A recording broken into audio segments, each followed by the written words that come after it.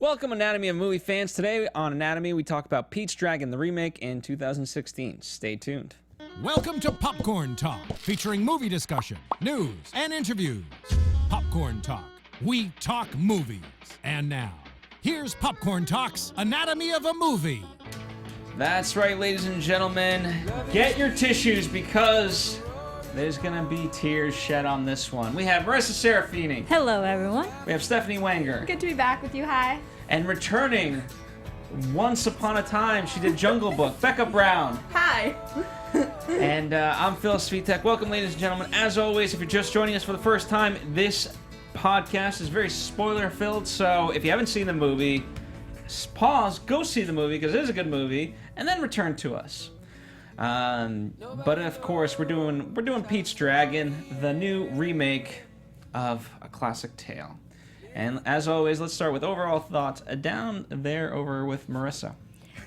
You know what? I thoroughly enjoyed this film. It was sweet, it was sentimental, it was simple, which I liked. And obviously, we're probably going to make comparisons to the original 1977 version, which is like fun, fast-paced, musical-esque. But I was thoroughly enjoyed with the fact that this was just a simple family kind of movie.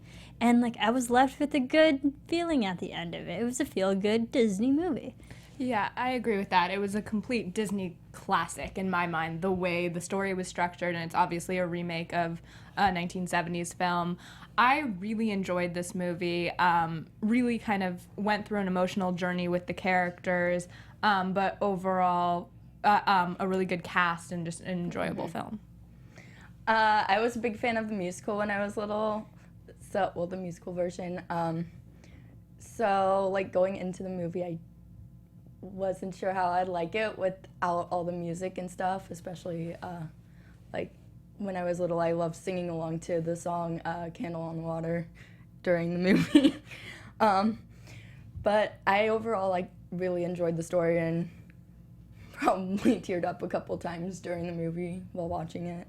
I thought it was a sweet story. There you go. I enjoyed this movie a lot. Running time was pretty short. However, I felt a couple things could have been slightly more compressed. However, I do think it's part of the charm in just sort of watching things happen naturally. And even though they might linger a little bit more on screen, I think part of that is why the heartstrings are easily pulled. And I will give him kudos there. It reminds me of movies like Homeward Bound, or even more, to compare it a little bit more, Free Willy, where friendship is really made with an animal, but you kind of have to say goodbye and release them into the wild. And so I enjoyed it a lot. And, in kind of Disney's second sort of movie, that the Jungle Book, it reminded me of the Jungle Book, and in the way that was well made. But I do think the child actor in this one was actually better.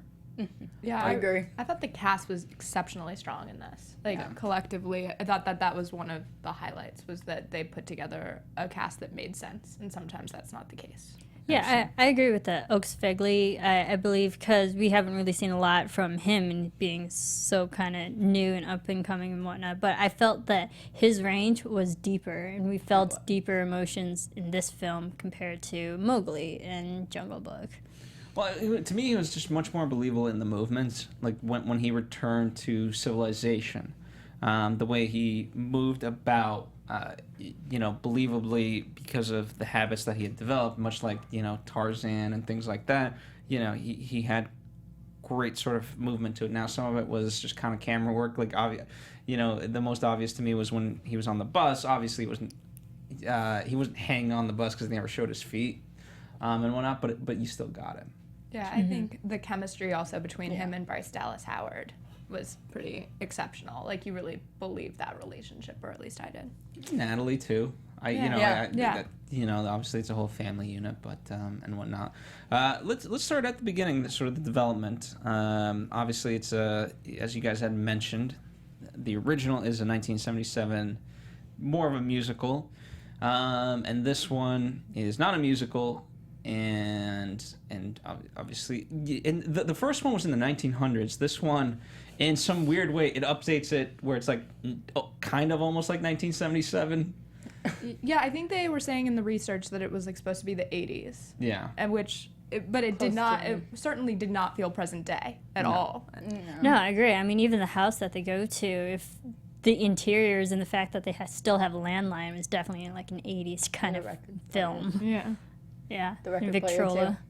too. It just made it a lot more simple, which I appreciated. And you know, that I appreciate their idea to change kind of couple of those things up, right? In the original, he runs away because his parents are not the best, let's say.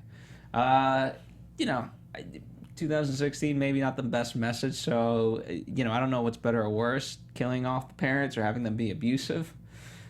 But Yeah, it was just, I mean, we know Disney's trope was always there's always one parent or both parents that are always dead. And I'm like, of course they have to start the film off that way. And then when we see that sad shot when he looks back and see the car on fire, like, oh no, shoot. But, I mean, it's kind of, it makes it more believable that he lost his parents. Yeah. And he was thrown into that circumstance of being in the force, so that made a better understanding of why he's actually there. otherwise it would have reminded me too much of Where the Wild Things Are. Because he kind of takes off in that movie and then comes back. And I don't think that would have worked as easily for this one. I agree with you. I thought that they also got into that story very, very quickly. Sometimes with films, you're waiting 20 minutes to get to that car crash. Like, you see his happy life before, and I think sometimes that's necessary, but in a story like this, you got that he was happy, and it was like a scene and a half with his parents. It was not very much, and then we got a few flashbacks. But I liked that it jumped right in. That was something that I felt like they did cut time out of, because a lot of films would have had that like 10 or 15 minutes of like happy life before that car crash happened. Yeah, and I appreciate, because to me the inciting incident is, you can consider it the car crash, but it's really when they met, when Pete and Elliot meet. Go ahead, Becca. And the book comes into the storyline through the beginning scene with the car crash. The whole Elliot gets lost book.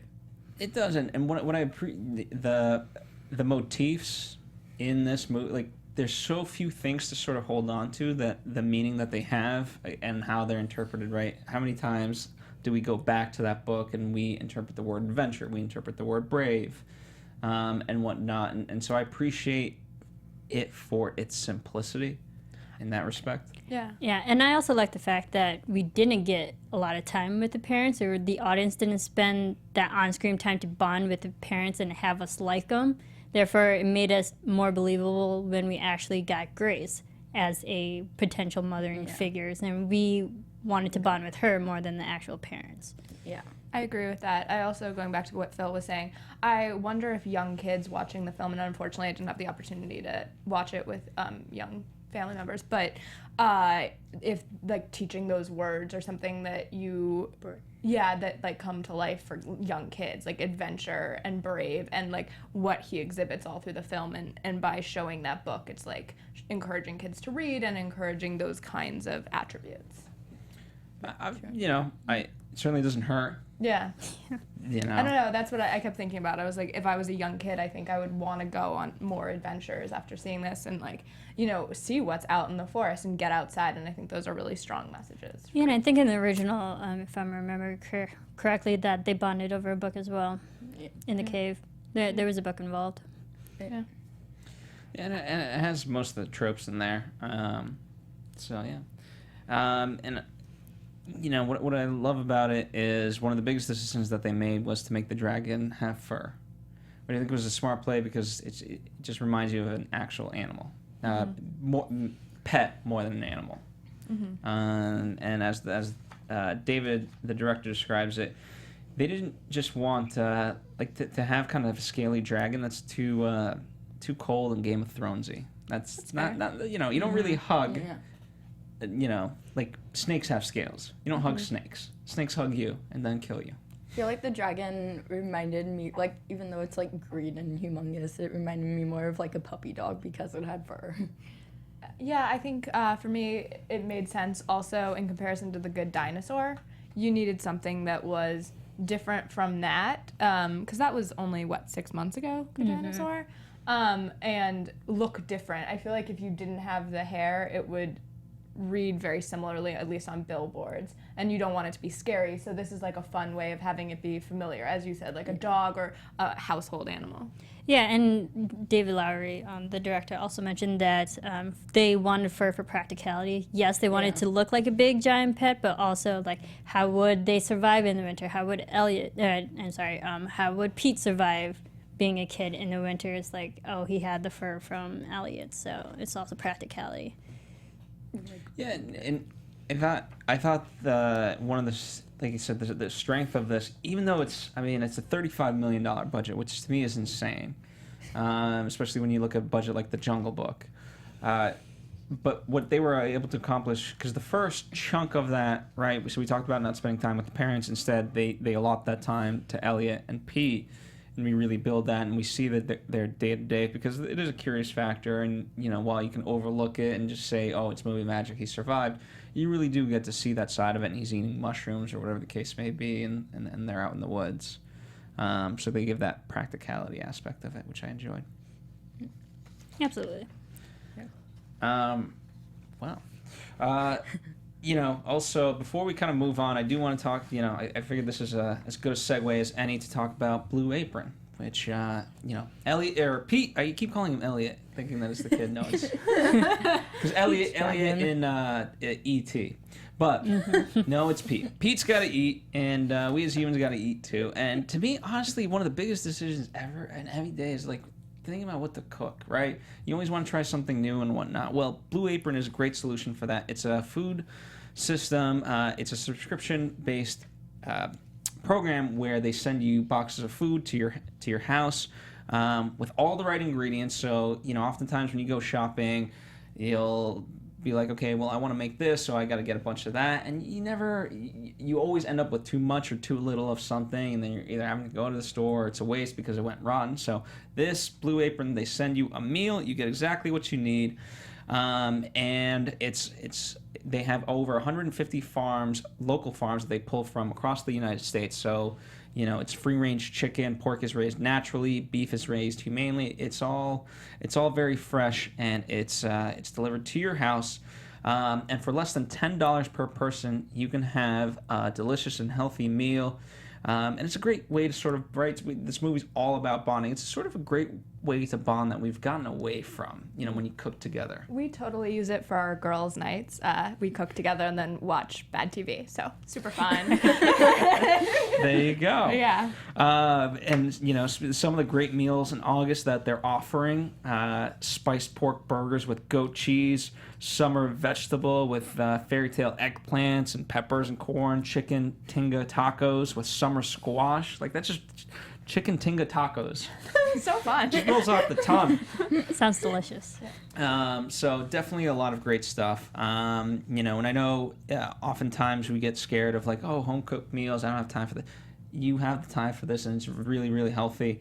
There's tons of variety. You can be as flexible with your dietary needs as much as you want. So, and it gives you a step-by-step guide, so it's easy. So here's what we're offering, by the way. It's not only a great subscription, but we're offering you guys a way to try it out. You get your first 3 meals for free with free shipping. All you have to do is go to blueapron.com/anatomy. So give them a try. Let us know what you guys think. That's blueapron.com/anatomy. It's just a better way to cook. If only Pete had this in the woods. Yeah. In his dreams. Well, he just needed Like a a credit card, microwave. technically, and he could have gotten it delivered to the woods. Yeah. We've been well fed. Free food. All right. Anything else? Like, in terms of the writing, and its changes, what else did you guys think that worked from the 77 version versus this one? I mean, I touched upon it before, but I like the fact that they took away the music, even though I'm a big fan of musicals, as you all know. But the fact that they took away the music and the slapstickiness and whatnot, and they went more serious with this. Yeah. And I felt it was a little bit way more believable, and it was more of a family dynamic into the story aspect. Mm-hmm. I felt like it gave the characters more of a chance to bond and have that chemistry that made us emotional watching the movie. Yeah, I agree with that. I think this version really, it told a tale and it kind of focused on, it was very character driven. And you felt an emotional attachment to the characters, which I don't always think is the case when you have musicals. And musicals are so fun, and you get a different level of enjoyment. But if you really want to have like attachment to characters, sometimes it's best to have this kind of story. Yeah. You know what was interesting to one of the fun things that came out of doing research for this movie was sort of Disney's 3 rules, which is no cigarettes, no beheadings, and I don't know why I'm blanking on the third one. So if anyone wants to, I think it's like beheadings, and then there was definitely a third, impalement. Impalement. Yeah, That's right. yeah. That makes sense. You know, I'm racking my brain of where they would have put those in, but at all. But what's fun is, we're kind of getting to the inside because I'm thinking, oh yeah, that makes sense. And a lot of Disney movies haven't really had that, especially in the last couple of years. Yeah, I feel like you really don't need that. I feel like most Disney films are okay without that. Like, I never feel like, what's missing? Well, Those are just such drastic, violent Yeah. It's not good. actions that kids shouldn't see that. Well, I bring that up because with David Lowery, this is only his second movie, by the way, which is insane. Wow. But he's kind of now in the Disney family, and they were in the development process. It was they've been talking about Pinocchio a lot, and he didn't necessarily want to do Pinocchio because one of the great scenes in there involves cigarettes, or the cigars rather, right? And so he was like, I'm not. I forget exactly how he said it, but I'm not creative enough to come up with a different way to do it because that's one of my favorite scenes. No, I think that makes perfect sense. But what's also interesting is you think about what Disney now owns, which is Marvel and Star Wars and all these things. And it's really not so much their PG films that I think that's such a concern for. I think you could all argue that, ignoring those 3 things is pretty okay in a PG film. Yeah. But it's when you get into the PG-13 films and that they're making, and it's like no smoking. That's interesting that they're going that way. It's good. It gets difficult. Yeah. I don't think so. I mean, I applaud them for doing it and taking an actual stance in that regard. But and you talk about it again. We assume that it's around the '80s, given the look and whatever else. It was still a period where a lot of people smoked, and especially like in the mining town that they were. You could definitely see, the need or wanting to portray it in that way, but I'm glad they didn't necessarily have to go that route. I think that the research, and forgive me, I don't have it in front of me, but it was like 78% of films before they decided that smoking shouldn't be in PG films were showing some level of smoking to young kids. So I think that making that turn and having Disney be at the forefront of it is ultimately smart, but I agree for historical relevance, it's probably some smoking would have happened. Yeah. Also, in terms of the look, I you know what? Anytime you want your movie to look good, just go to New Zealand. I think Lord of the Rings has proved that. That's so pretty. Because that's where a lot of the woods and everything else was shot. In fact, the mining town too. Everything was shot in New Zealand. Such a perfect setting for a movie. But getting back to what do you guys think the biggest strengths of the Elliot and Pete relationship were? Because if that didn't work right off the bat, this movie no one's buying, and you guys aren't crying. I like the fact that the bond was so strong because they were constantly looking out for each other. I felt like in the first one, it was always Pete being somewhat bossy to Elliot and telling him, like, you have to do this and that and whatnot, and Elliot was just like, okay. But I felt this one, there was a equal balance of Elliot's looking out for Pete when he's around, like, actual human beings for the first time in a long time. And then even Pete was like, don't hurt Elliot. So there was a lot of protection going on between these two. Yeah, I was definitely the crier out of this group. And I feel like for me it was when Elliot, like, put Pete in his little arm and, like, carried him away at the very beginning of the film. It was, like, had him, like, all, like, cradled up and I think flew away with him, that I was, like, in. I was like, this relationship works for me. Like, I want them to be friends forever. Like, and then that sent me on an emotional journey through Pete's Dragon.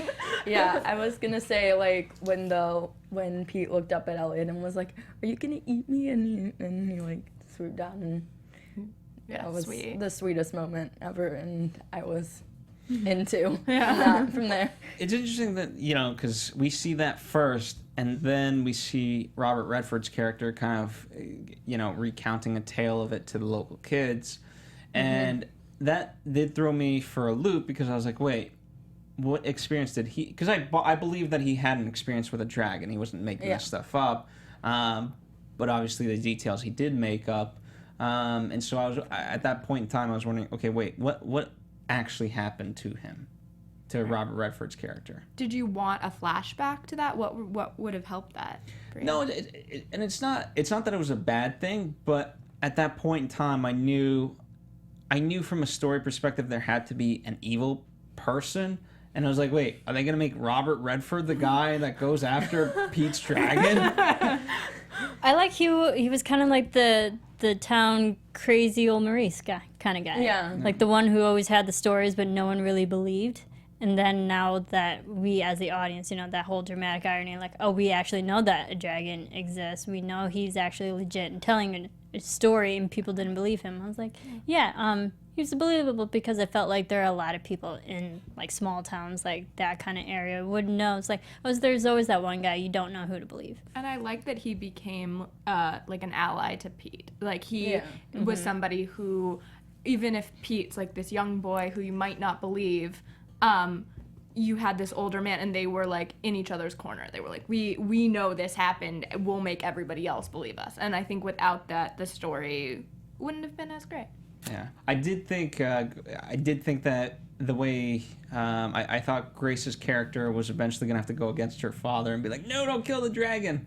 Oh, that would have been interesting. Although I'm glad that they didn't. I'm so glad that they didn't go that route. And in terms of the way he spoke about the magic, I really enjoyed it because there was that sense that was still left unexplained, and it was fine by me. Anytime someone loving touched Elliot, he got a little bit greener, and there was that vibrancy to him, and so it very much spoke to that magic that he was talking about in a different way, in a non-mystical way. It's just love. Yeah, I agree. I also think that we saw throughout the film how Pete survived because of Elliot, but in a way, Elliot was clearly surviving because of Pete, because it was the green, like he became greener. I interpreted the greener as happier in some capacity, and like I wondered if that was what they were showing, was that was like a codependent relationship. It wasn't just one depending on the other. Yeah, because Elliot too, much like the books, Elliot gets lost. So Elliot was lost from his family, just like Pete was, and in some ways you could see like he was almost like a defected dragon, because he couldn't breathe. He couldn't breathe fire. He couldn't do those things. Aww. There was times and he was the best injured flyer. and couldn't fly away either. Yeah. Yeah, I know. I just think that it shows that they were together. They were a unit, and that was something that I felt like really maintained throughout the entire film, was that we saw them being a unit, and he wanted to go back. Even when you would assume as a kid and you're like put in this home, maybe you would want to stay there. There's sheets, there's like food, there's all these things that you would want, but he ultimately still wanted to go back and be with the dragon, with Elliot. Well, I thought the age was really good, because to that point, he's only 10, and he, to be 4 years old and separated from it, like you don't. He knew how to form words, but he doesn't have enough diction to really like formulate that smart. I mean, he's asking about what's an imaginary friend, and so I thought they played it really well in terms of the age and everything like that, where it was so believable, and that he was more trained by Elliot. More so than human beings. I'm glad they brought in the character Natalie, because I think it helped show like where Pete should be compared to where he was in that sense. I mean, yeah, it's good that we had a female, person for Elliot to play off of, and I think Pete. Goodness, these names that. For Pete to play off of, because it felt like, yes, because of Pete's already limited vocabulary and speech and just communication with the world, that we had Natalie in there to pretty much help interpret everything that Pete was saying. And she was like a guide to the real world. Yeah. I think they also played in a realistic way for being 10 years old. Like, because Somebody I was reading a review, they were like, oh, I wanted them to like hold hands or like, and I was like, they're 10. Like, let them be. Like, this was a perfect. It's not a romantic relationship. It's not a romantic relationship. It's about climbing trees and being together, and I really appreciated that they kept it in that 10-year-old world. That, and I also do think, like, you know, you could foresee if they grow up, I think it's very much like a brother-sister type of love. And because we've seen that in the Jungle Book. Like, here's 12-year-old Mowgli, whatever the hell he is, and, like, he returns to the village because he likes this girl. Like, come on, people. You know, whereas, and I thought perhaps it was going that route of, like, ooh, girl. Mm-hmm. But I'm glad he was just kind of more curious of, like, the family element of it. Mm-hmm. I thought it would take a romantic turn at first when she came in, which I was kind of worried about, but I liked that the innocence was kept. Yeah, absolutely. What about, you know, we talked about a lot about Grace, and again, I'm not fully familiar with the 77 version, and obviously because he still had parents in that movie, it's a change of pace, but I like the analogy that she's kind of the protector of the woods, and therefore Pete, and then what eventually she starts to realize is Elliot as well, by default. Mm-hmm. I love Bryce Dallas Howard. I think she's a great actress in everything that she does, and I believe she's like the equivalent of the Nora of the original film, who was the mother nurturing character and whatnot, and Nora sang a lot in the original one. But I liked how she came in and was that immediate person that we can already trust and know would always look out for Pete and Elliot, and like the one that kind of helped them get through the whole movie, because I felt like you have Elliot, you have Pete, you have the Meacham, and then you had the brother, and it was like there's a lot of guys in this film, which isn't bad, but like we needed a strong female lead in this film too. And she's becoming like a go-to for that with Jurassic World, and like she really is holding up a lot of films where you're like, this is a heavy male cast, and she comes in and does a great job. Mm-hmm. Girl power. Yeah.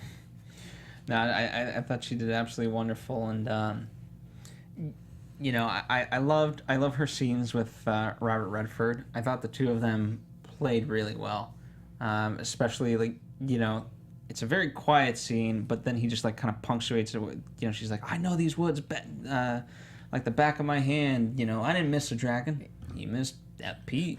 Mm-hmm. Mm-hmm. I liked how the relationship between her and her father were kind of like the original movie, where the father found out first about the dragon, and she didn't believe that the dragon was there. Part of the story. Yeah, and I liked, in terms of the way they played the relationship, what I liked was, I thought Pete was very realistic in the sense of wanting to go back to Elliot, and therefore, it's not that he didn't trust Grace or like Grace, it's just he had to get out of there, and every 2 seconds he's off and running. Right. But it's also that Pete didn't know anybody else, so like Elliot was the only person he did know, so go back to what you know. He was confused and scared. Yeah. That was a great action sequence. It was. Him running through the little town and just boom, finally boom, boom. Finally getting trapped. I was like, aw, they got him. I thought he was a better climber than that. I was like, oh, come on, kid. You made it this far. When a bunch of cars are chasing you, you're eventually going to get caught. But well, earlier we saw him like climb the big tree. I did have that moment too. Like, yeah, I was like, wait. And then it was like a little You can't fence. climb that? Yeah. Mm-hmm. But I mean, they needed to have it end at some point, and that seemed like as good a place. But that was a great moment to have one of the first real bonding moments between Grace and Pete. So Pete finally has someone else to trust other than Elliot. Very true. Yeah. You know, and that was also a very good moment when she explains to him about his family. You know, and ironically, that, I don't know for you guys, but out of all the sad moments, that moment wasn't as sad. And I'm not saying that in a bad way, but I think they handled it with tender, where you know, because it would have been so easy to make the poor kid cry at that moment of like, hey, kid, your parents are dead. But it wasn't that, and it was, you know, as sad as it was like she was offering hope. Yeah, I agree with you. I think also going back to Marissa's point of that we didn't really know his family. We see his family much more as being Pete and Elliot together. Yeah. So for us, I think it wouldn't have that emotional impact unless they really went for it. And so I liked that they kind of laid off because there were enough emotional moments. Yeah, I did like that reading moment though, because I think some people might have felt sad that he didn't have a family, but while I was watching it, I was like, oh, this gives him hope because we know that this family is probably eventually going to become his family. Yeah. Oh, if you didn't know the plot, if you didn't know where this thing was headed in the first 15 minutes, I don't know what to do for you. How could you not pick that up? No, I agree with you. It was definitely it's a Disney film. It's very What a trailer. Yeah. I mean, the compass is given, you know what I mean? Even down to the dragon of okay, we got the compass and the dragons live up north. Okay. Yeah. Eventually he's going to have to meet up with the dragons. So, but again, it's one of those things I don't mind knowing a movie as long as it's well crafted. And this was certainly well crafted. Yeah, I think it's only frustrating when you're checking your cell phone or your watch and you're like, how much longer does this go? Because that's when a movie's not well put together and you know the ending already and you're just get there. Where this, it felt like there was a whole arc and they really did put it together well, even though, yes, it was very clear what the ending was going to be, even though I wasn't familiar with the original. Yeah. Well, Gavin, good old Gavin the Hunter. Gavin. I like the Shake my fist at him. good old Carl Urban. I enjoyed him because I thought he did a good job, and he was, even though he didn't necessarily have a redemption, I thought he played it very realistic, and the fact that it tied in with the family and everything like that. And at the end, I think he does have a slight turn when he sees Elliot save, his brother, and obviously Grace. He was like, oh, okay, you know what? I messed up. I shouldn't have tried to do it this way. Yeah, I'm just a jerk trying to take out a dragon. An innocent dragon, no less.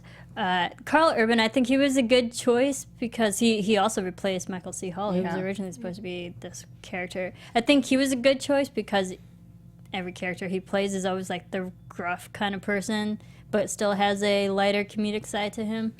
And I don't know, he was just frustrating to watch because I couldn't find out his motivation why he was so gung-ho on trying to catch the dragon. Maybe it was because he was always in the shadow of his brother and everyone was always reporting to his brother, not Gavin and whatnot. But I'm trying to understand why you want the dragon so much. Is it for your own self-pleasure? I thought it was bragging rights? I thought it was fame and notoriety. That's what or maybe money, but because he was saying he would display it. I don't know. Yeah. It felt like fame and notoriety. At being in the local paper was the end goal of that, which is a weird thing to think about. But. All I know is that I think he did a fantastic job because me as a 23-year-old, I was scared of him the whole time, the entire movie.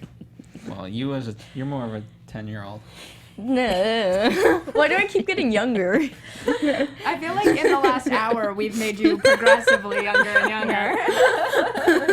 Hey, you're Elliot's age and Pete's age. You're Pete's age. There you go. Yeah. Could be Elliot's age. Play in the woods now. I thought one of the hardest scenes, even though it's not the most horrific scene I've ever seen, but when they're trying to capture Elliot. Ugh, so mean. Very, very well crafted together. Yeah, it was a very well done scene. I was Wrong moment. watching it. I was surprised it got super dark because they had ropes and it got somewhat violent. I was like, oh my god, this is the most innocent dragon ever. Why are they hurting him? Like, no, don't. And I just wanted, at first it was one dart and then you're like, okay, that's awful. And then it just kept getting worse and worse and it was very hard to watch. As if you love animals, I think it's a very hard scene to watch. Oh no, Well, at least they were just tranquilizers. So that's the one forgiving grace thing. Yeah, and I think that was also just the correlation between just guns in general, even though they were tranks, but it got violent. Yeah, to me it felt like a very violent scene, even though you're right, they were absolutely tranquilizers. Yeah. Yeah, and that's how they capture good old Elliot. Also destroying his home, someplace, Pete's home. he was, well secured and protected. Yeah. that's something when they went back to the forest and they're like, well, we can't live here anymore. Yeah. Like, you realize, So sad. so sad. Another cry-worthy moment. Yeah. And that movie. was disappointing because it was like humans that caused that. I was Yeah. like, it's our race that caused such destruction. Let me ask you this. As much as, like, I blame Pete for all of this. Now, it turned out happy, luckily, this time around. But, lesson to any film character. Stop bringing people to the damn woods. True. Well, he They'll saw, destroy your world. I'm just gonna say, he saw a little girl who was like his age. He was like, oh. Doesn't matter. Humans are evil. Stay away from them. Yeah, now we kind of got a Fern Gully going on right now. Lesson, that's the takeaway here. And it was like such a sweet moment that was Listen, ruined Mowgli by messed it up too. He went into the village. He brought the fire back, the red flower. Like, stop going into the village. That's the lesson here. Humans destroy things. It's so sad to think about. I mean, it. Tarzan, same thing. He went back home and then he brought all the poachers. Like, stop! I understand. Okay, Phil is right. Humans destroy things. I'm just saying, when this kid later on grows up, he needs to rethink his whole history and say, you know what? I'm also, as happy as it turned out, I'm the cause of some of these things. Well, I mean, yes, when you look at it, you can blame him, but maybe he needed something out. Like, even though it seemed that Pete and Elliot were everything, he obviously was curious about the world. I mean, that's how I took it. Like, that's why he was looking out. He was curious about the little girl. Yeah, and he's 10. He's not going to understand and be well aware of what could possibly happen to his home. Yeah. Yeah. He probably had never had that human reaction with adults at, being 10 after 6 years of not knowing. I don't Yeah. care about his damn curiosity. And he believed Grace's promise that like nothing would happen. Too. That was later on. Blind faith. So But you didn't find it emotional at all that he, like, his home was world, destroyed. Yeah, his home was destroyed. That was. No, Yeah, his home was destroyed. I found it emotional, but nonetheless, I was like, "This is your fault, You had kid." it coming. You know? All right. I'm just saying, if I was Elliot, I'd look at him and be like, "Listen, we're still gonna be friends, but f you." Disney film. Don't say that to Elliot. Disney film. This is a family show. That's why I I have said to F. explain. I'm just, I just want, because I don't want people walking away that everything's all hunky-dory when the kid had, he was at fault. He had the opportunity to hide and continue to be with his dragon. Speaking of which, did we understand the invisibility factor of the dragon? Well, I mean, I understood it in terms of seeing it and that it worked. I understood because Pete's dragon in the original can also Yeah, be it was invisible. in the first. Okay. But also, it just added to the fact that's how Elliot remained hidden for so long because he could always hide from people. Right. I mean, I got that. It was just interesting that, like, because at first I was like, oh, he can be invisible. And then I realized, like, that was actually what they were after. I was like, what's going on here, guys? Mm-hmm. Yeah. Okay. Cool. Well, there's interesting because Pete does say, like, hey, I can't, I can't be invisible. And that's when the decision is made of, like, okay, let's, you got to go be with humans and I got to figure out something else. And I obviously, it's they set up really well because it ends up being the big sort of thing that gets them out of trouble is there's Elliot and no one can see him. Yeah. In the end, and then the car, right, or the truck rather. Yeah, I mean, with the big open hatch, it's like I immediately thought, oh, he's gonna fly out once they unleash him, but no, I got tricked. Yeah. Good on that. What? So, but he could only stay invisible. It seemed like for a few minutes. He couldn't do it for really long periods of time because by the time they were on the truck, he was it ate up his magic. And stuff. Yeah. All right. I'm apparently looking for some realistic answers to this, and I'm not gonna get them here. So. Okay, the dragon who can become invisible. Okay. That does. I'm Yeah, like, okay listen, with that. Robert Redford said there's magic. Okay, It's magic. That's it. Now, secondly, I mean, at that point, once you see Robert Redford driving out the truck, Yeah. at no point did Gavin think, the dragon's not on that truck. Anytime you see anything, a car, or certainly in this case a truck, go through your shed or whatever, yeah, you're like, something's up. Oh, look, they're stealing him. Yeah. No, I get that. Yes, I get It's it. not like, oh, he's just going out on a nice drive with our truck. Joyride. You never know. He just wanted to, like, crash through everything, yeah. All right, that was my logical question. I'm glad they kept that element from the original. Though. Yeah. They kept things from the original, which made me happy, so. Yeah, Being a because, fan of the I mean, original. even Elliot had a lot of interaction with the humans, too. Yeah. But we just couldn't see him the whole time. Yep. And even in the original, he's in the town square and whatnot, and everyone's, Yeah. like, singing and dancing. Elliot's right there, but no one can see Like him. his footprints in the original going through the wet cement and stuff. Yeah. Absolutely. What did you guys think of the father, Jack, Wes Bentley? I thought he originally was going to be the evil guy because for some reason I don't trust people with beards. And I thought he was more menacing than Carl Urban. Coming from the guy who has stubble. I was gonna There's a say. difference between a stubble and a beard. I was like, Marisa, are we noticing something? Yeah. Okay. I think Wes Bentley was fine. I don't think he really had a stand-up moment in this movie, though, other than helping Elliot and Pete along the way and becoming family. Yeah, I wanted that, like, father-son moment from them, and we never really had that, like, we had them, like, reading all together, and we had, like, little glimpses of it, but we never got that full, like, father-son moment. But I thought he did a Yeah. great job with the part he was given. It's just, like, we didn't quite get there. No, I thought I agree with that he did a great job with what he was given to play. And, I mean, we saw the moments with Natalie, like sweet moments with Natalie, but Well, it was good never... in that I thought he grounded it because remember when he runs onto the scene and he sees the dragon, as heartbreaking as that was, it does lighten the mood because he's like, wait, what is that? Yeah. And so he's that character because I do think we need to be grounded in that way of like that this is still a real place and whatnot. And so by him being like, wow, what is that? It reminds you that, oh wait, not everyone knows about this dragon. It's a nice reminder. And so then when the sheriff comes later on, he's like, okay, well, what do you got in there? Yeah. Open up the damn door. In some ways, he's the voice of the audience. Yeah. Yeah.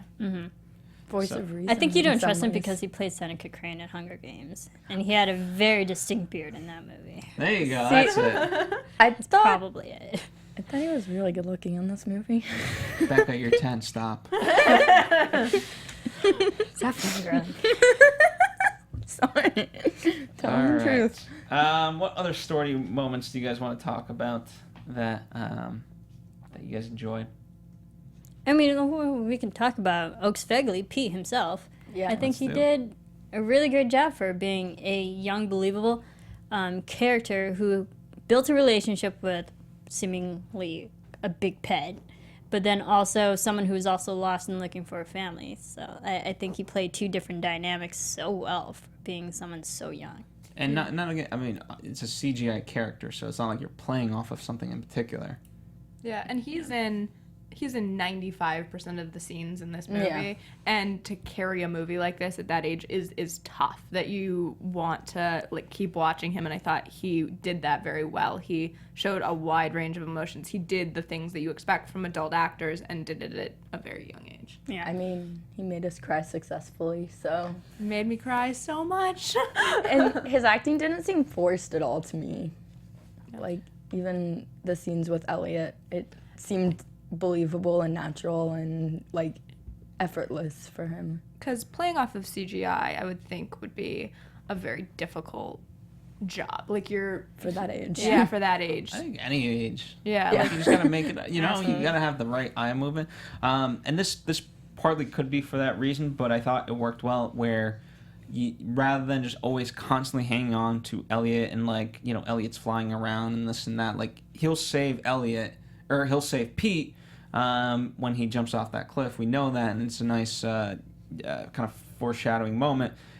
But at the same time, Pete is he's just kind of they're both running alongside each other and whatnot, Yeah. and they're both independent in that way, just together and helping each other out. So I thought that was a good moment, but partly because I do think that to make them interact more would have just been a nightmare. Yeah. And, you know, going back to, you know, filming with a CGI imaginary character, Oaks Fegley said in a lot of interviews and whatnot, he was having so much fun during filming that the scenes where it was supposed to be emotional and he's like reaching out towards Elliot and whatnot, he was constantly laughing, so he'd be messing up takes during the most emotional, serious moments. But I thought that was fascinating. Yeah, I mean, he's young, he's having fun. He probably hasn't worked with this on a film at this level for CGI. And most people haven't. Yeah, a lot of people haven't.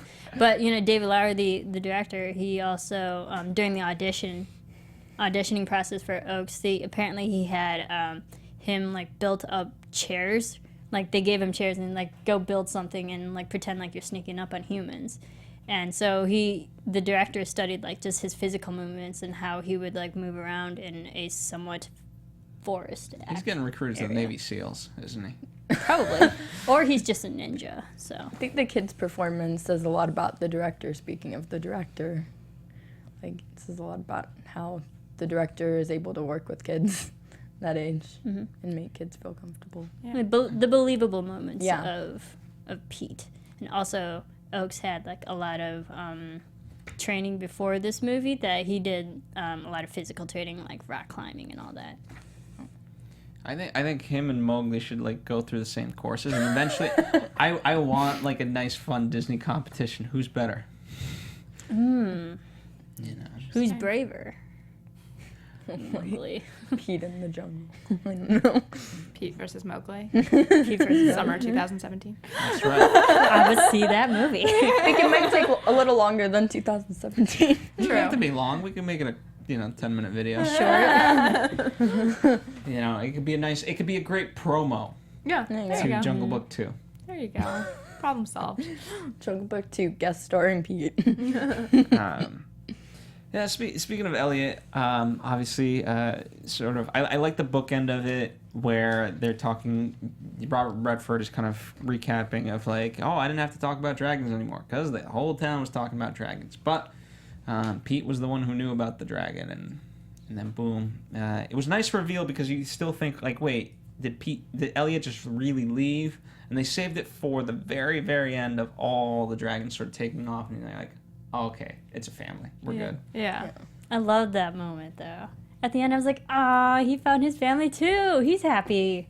Both with families. I know. Like, Pete got his family, Elliot got his. They're not alone anymore. And that's where all the feels hit me at the end. All the feels. All the feels. Hashtag all the feels. Sentimental. Hashtag feels. Yeah. Hashtag emotional. I mean, you got Hashtag emotional, and at the end, crying. I got kind of choked up, too. I was like, a happy feeling. No, it was sad. It was like halfway through the movie for me, and I was like, done. Tears. Yeah, no, it was one of those movies where I like half stayed through the credits just to like, because I wanted to hear all the music going on at the end, but I also stayed through the credits because I was like an emotional wreck and didn't want to go outside. Yeah, I know. This was, I'm like, no. See, that's when you got to leave before you're an emotional wreck. No. What did you get? I thought the score and the few song selections that they did have played really well. I Very agree. well It's chosen. consistent. So good. I loved it because, the first, 20, 30 minutes of the movie, it's really just Elliot and Pete all alone. Yeah. Not much dialogue going on, so there's a lot of music going on with their movements, and I think it was really good. I thought it fit the setting very well. And I thought that they have a song by the Lumineers and things like that. And I thought they used those in the right way. Sometimes in these kinds of films, you're like, oh, great, you have, like, whatever the hit song of the summer is, like, playing, like, all over it. And this felt like it actually fit the movie. And it was, like, natural. Yeah, it fit right into Using what that they were doing. It still felt like I forgot for a moment that it was a new hit versus like it felt like it was from the 1980s. Yeah. Because especially with the Lumineers, they kind of have that nice folk Sound. feel. Yeah, I'm not sure if they wrote it for the film or if they wrote it separately and then they used it in the film. I'd have to do more research on that. I'm not sure about that either, but I like that song at the end credits also. But Daniel Hart, the composer for this film, he's also worked with David Lowery on Ain't Them Body Saints, Lowery's first big movie. And His only other movie. Yeah, pretty much. But they actually used a 96-piece orchestra, and they recorded it in London. Wow. And the cool thing was actually because Lowery, when he was first hired to write the movie and didn't know he was going to direct, once he got the directing position, he really fought to have Hart on this movie because that's the only composer he really knew. Bold choice. But it was a bold choice because Disney didn't know who Daniel Hart was and didn't know his music, but they listened to a short segment of his music, and they're like, yeah, okay, you can definitely compose the rest of the film. I'm sure his pitch was, hey, you want Hart in this movie? We got to have Hart compose this. Pretty much. Well, now his name is known. to have the director fight for you to be on the movie, that's good. Yeah, and I mean, it's very rare to also still do orchestral. Yeah. We talk about it, but the fact that they actually, 96 piece orchestra, that's a big orchestra. Huge. That's Yeah. wonderful. And apparently it took 3 months to compose 74 minutes of music for this film. Wow. Yeah. And he said that the themes are fairly neo-romantic for the orchestral pieces. There you go. Interesting. One of the things, overall it's a it's a $65 million budget, which certainly from David Lowery's perspective, his last movie was $4 million, so it's a bit of a jump, but it still feels, in the best of ways, it feels like a great independent movie. When you it feels like that gem that you discover. And that you want to sort of share with your friends, I almost feel like, is the way I would describe this movie. Yeah, I felt like it was that Disney, it's a classic storytelling that Disney does, but it did have feelings of exactly what you're saying, a little independent, a little different, but still the heart of it was clearly Disney to me. Yeah, and it's not like this movie necessarily needs a sequel either, because everyone I felt got their arcs and the stories were nicely wrapped. Yeah, I'm not sure what a sequel in this would be exactly. Natalie's Dragon. Natalie Wow. needs a friend. I do agree that it's something you leave the theater. It's one of those movies where you leave the theater and you want to immediately go tell all your friends to watch it, because I watched it by myself last week and wanted to get everyone else that I need to watch it so that I could talk about it with them. Yeah. Well, that's why we have Anatomy of a Movie. That's right. You have online friends. That's why, after the movie, I was tweeting, I was quoting the whole movie online. Basically, yeah, it was great. Very good. Well, why are you laughing, Becca? Because it's very good. You can't take a compliment. Opening weekend, it made about $29.7 million, which isn't bad. Not bad at all. No, it's pretty good for a Disney film, and especially this is also live action too. So It's not a well-known property. It's being compared to Cinderella and Jungle Book and a couple of the other ones, but it's again less well known. I would say so. Out of all of them, this isn't as much as maybe we've seen it and whatnot, but Cinderella. I don't think you can go walk down the street without someone not knowing Cinderella. I agree. Yeah. Or Jungle Book. I was just in Disneyland over the weekend, and when you look at the properties of Disneyland, there's the Jungle Book cruise, there's all these things that have tied into those films and obviously have become known. Even if you don't know the original, you've seen the amusement park ride, or you've gotten a t-shirt, whatever, and I feel like there's not that level of notoriety around this film. I feel like there should be. I feel like it's a little underrated, honestly. well, I feel like Cinderella and Jungle Book are way more mainstream. Yeah. And we've had television shows that have the same characters, and it's been way more recent than compared to Pete's Dragon, which is about 40 years old now. Yeah. I think I do think that I would put the BFG really reminds me of this movie. As much as I say this movie kind of reminds me of Free Willy, to me, a more apples to apples comparison is the BFG, and those are sort of more movies, as we talked about. You gotta, for the first part of it, you're kind of experiencing, and then the plot kind of kicks in towards the second half. and I would categorize this movie as the same.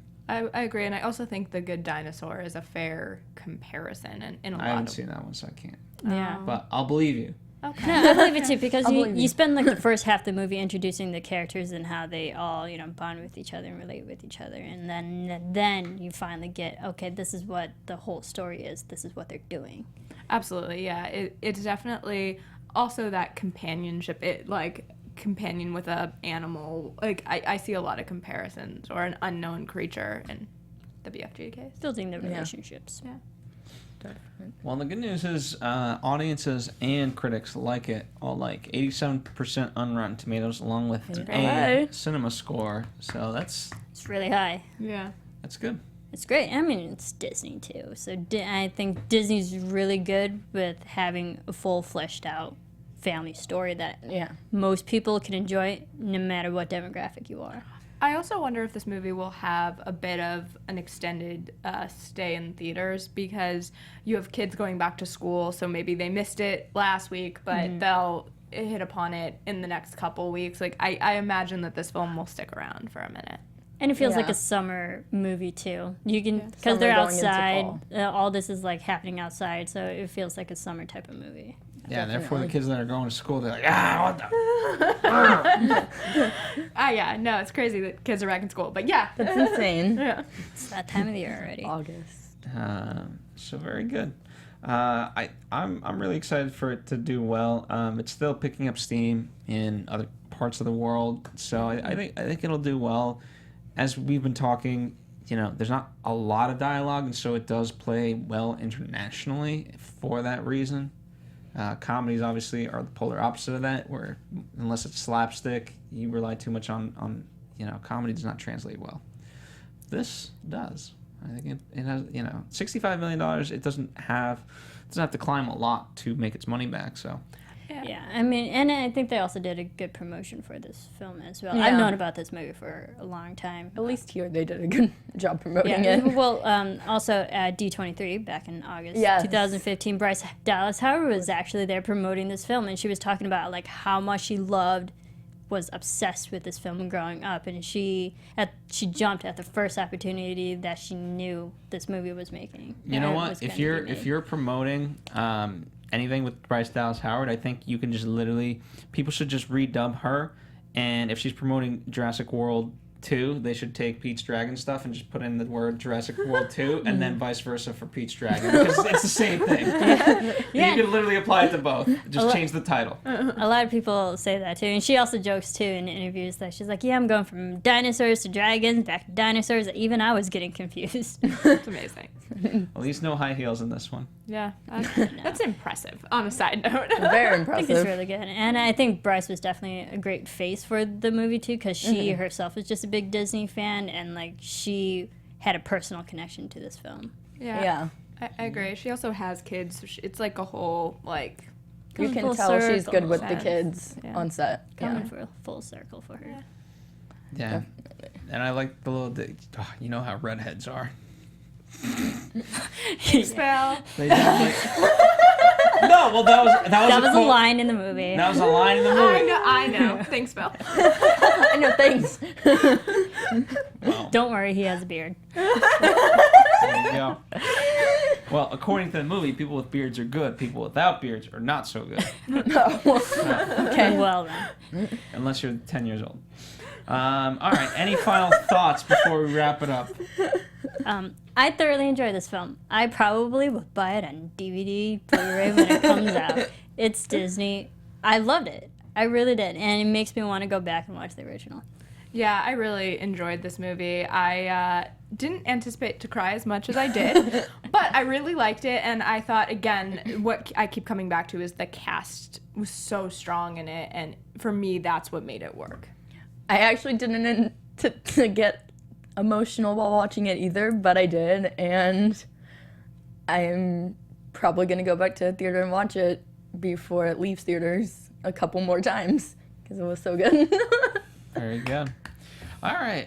Yeah, I mean, as for me, I think it's one of those great movies that I think kids nowadays You know, unless they see the new one, I think this will be the one that they kind of can revisit, and you know, they'll perhaps introduce this one to their kids as time goes by. Like that's the cool part about Disney, is it has that that life cycle, if you will. And I think it has good rewatchability. And I think even if you've cried the first time, I think you'll still cry every single time. All right, Phil. Thank you. Probably true. No, I'm the redhead who cries. I hear you. Hey, we can go It's watch okay. it together the second time There and you like go. be the ones crying. Both of you And will be emotional Solve this wrecks. problem. Yeah. I'll be like crying over popcorn. You know what? There's nothing. Listen, Stay through the credits. That's the success Yeah. of the movie. Yeah. You know, that's what this whole thing. You know, it uses these devices to plug at your heartstrings, and the fact that it succeeded, it's a testament to the movie. If you make me rewatch it, I will make you watch it with me. Very good. All right, we have at Serafini TV. That's right. We have at Stephanie Wenger. Hi. Becca, what's your Twitter? Becca B Talks TV. There you go. Becca B Talks TV. Well, today she was talking movies. So thank you guys for joining us, as always. We've got a whole slew of movies coming up. We've got War Dogs next week. We've got, what else is down the Kubo. Kubo's talking about another animated movie. We're talking about that movie.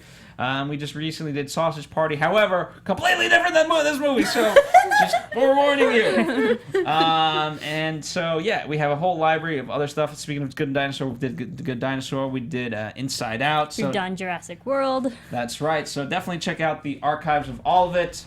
And, you know, keep tuning back in for movies that you've seen, because we're definitely going to be talking about most of them, if not all of them.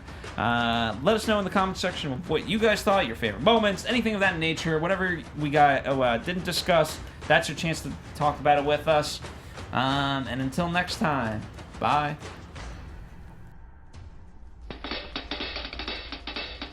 From producers Maria Menounos, Kevin Undergaro, Phil Svitek, and the rest of the Anatomy of a Movie staff, we would like to thank you for listening and subscribing to the show. If you have any questions or comments, feel free to email or tweet us. I'm Sir Richard Wentworth, and this has been Anatomy of a Movie.